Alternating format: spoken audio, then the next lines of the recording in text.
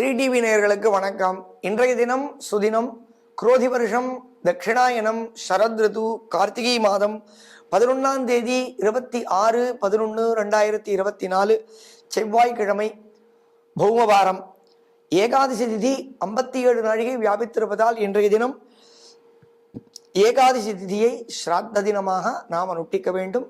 கிருஷ்ண ஏகாதசி ஹஸ்த நட்சத்திரமானது 60 நாழிகையும் வியாபித்திருப்பதால் முழுமையாக ஹஸ்த நட்சத்திரத்தை நாம் இருப்பதாக அறிகிறோம்.